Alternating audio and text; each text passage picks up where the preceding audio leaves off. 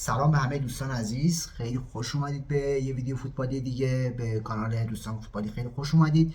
توی این ویدیو میخوایم در مورد در واقع پدیده جدید در واقع آکادمی بارسلونا یعنی لاماسیا صحبت کنیم. بازیکنی 13 ساله به اسم فود دیالو که من یه ویدیو آوردم که در واقع عملکرد این بازیکن 13 ساله رو شما ببینید و در واقع بازیکنی که با عملکرد خیره کننده که داشته در واقع نگاه رسانه‌های اسپانیا رو به خودش دوخته. خیلی اعتقاد دارن که این بازیکن لامین یامال جدید بارسلونا خواهد بود. در واقع این بازیکن عملکردی داشته حتی از عملکرد لامین یامال خیلی بهتر بوده و عملکرد فوق‌العاده‌ای داشته و یه بازیکن در واقع سیاه پوست اهل گینه هست که در واقع چهرهش هم آدمو یاد در واقع پله میندازه، یعنی چهره این بازیکن منو یاد پله میندازه.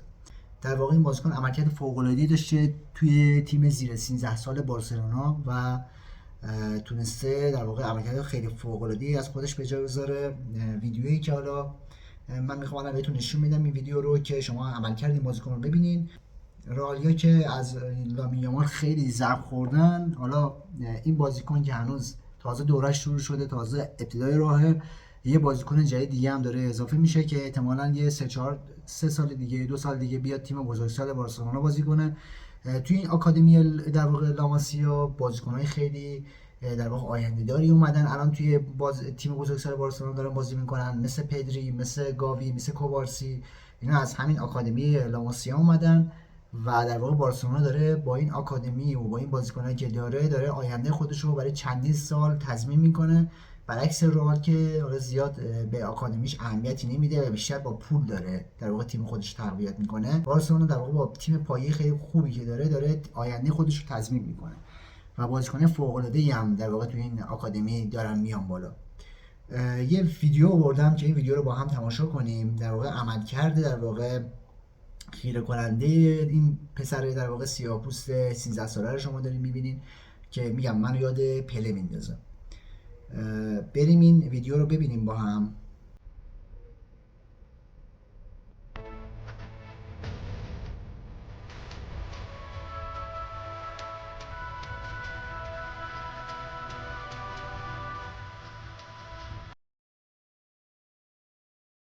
این بازیکن همونطور که توی ویدیو دارین میبینین قدرت حمله توپ خیلی خوبی داره، تمام کنندگی فوق العاده بالایی داره، سرعت خوبی داره و جاگیریاش هم خیلی خوبه و میگم بازیکن فوق العاده ایه.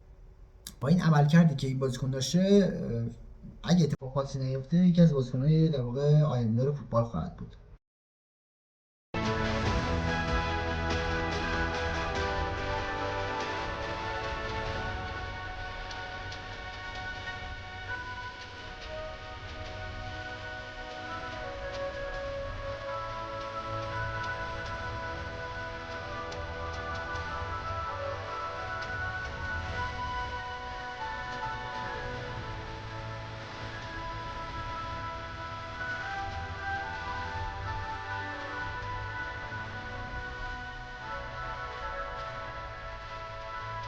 عملکرد خیره کننده که این بازیکن داشته 97 گل توی 30 بازی، یعنی توی 30 بازی که برای تیم زیر 13 ساله در واقع بارسلونا انجام داده 97 گل زده، در حالی که لامین یامال همچین عملکردی نداشته و این نشون میده که این بازیکن میتونه واقعا یکی از بازیکن‌های بزرگ در واقع آینده بارسلونا باشه و اگه بگم اتفاق خاصی نیفته و بتونه این مسیرش ادامه بده میتونه در واقع یه دردسر تازه‌ای برای در واقع رئال تو راه باشه. یعنی تازه لامین یامال که حالا شروع کرده یه بازیکن جدید دیگه هم به بارسلونا اضافه بشه دیگه کار برای رئال خیلی سخت میشه. من اینکه میگم رئال بتونه بازیکنای خیلی خوبی جذب کنه و یا به تیم‌های پایش اهمیت بده. با این عملکردی که این بازیکن سیاه‌پوست اهل گینه داشته توی در واقع آکادمی لاماسیا، آکادمی بارسلونا، باید رئالیا خیلی نگران باشن. میگم 97 گل تو 30 بازی توی در واقع تیم زیر 13 سال عملکرد فوق العاده ایه.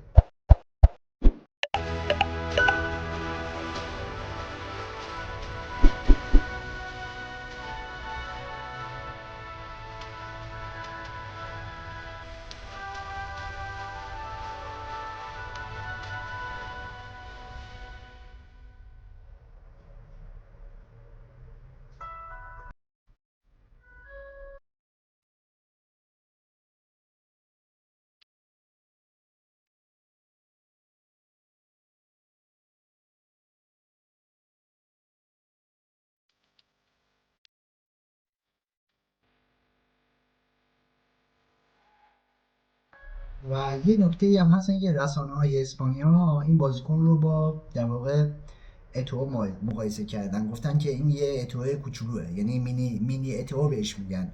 میگن که مثل اتو قدرت دوندگی و قدرت در واقع گلزنی فوق‌العاده‌ای داره و بهش میگن ماشین گلزنی. در واقع بهش میگن ماشین گلزنی، یعنی مثل اتو در واقع شبیه به اتوه و با اتو در واقع مقایسهش میکنن و میگن این در واقع مینی اتو بهش میگن. حالا من خودم فکر میکنم اگه بتونه در واقع این عملکرد رو حفظ کنه، حتی میتونه از اتو هم در واقع سرتر باشه. عملکردش که از لامین یامال خیلی بهتر بوده. حالا ببین تو تیم بزرگسالا اگه بیاد که الان 13 سالشه، فکر کنم 2 سال یا 3 سال دیگه بتونه بیاد توی تیم بزرگسالای بارسلونا و اونجا باید ببینیم چه عملکردی در واقع از خودش قراره به جا بذاره. بازیکنایی هم بودن در واقع عملکردی مشابه فود دیالو داشتن، ولی بعد که اومدن تیم بزرگسال نتونستن در واقع اون عملکرد خودشون رو حفظ کنن.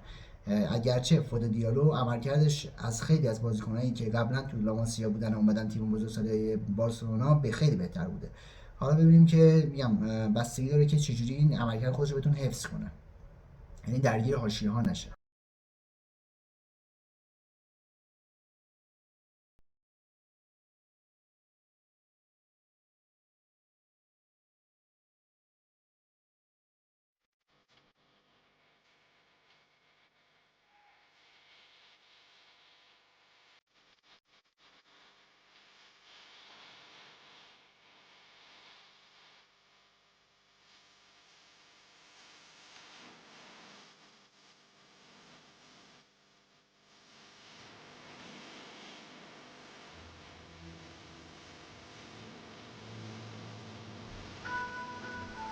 من یاد پله میندازه، واقعا عملکردش اون داره و قدرت در واقع تمام کنندگی خیلی بالایی داره. دوستان آنجا من بازی میکنم و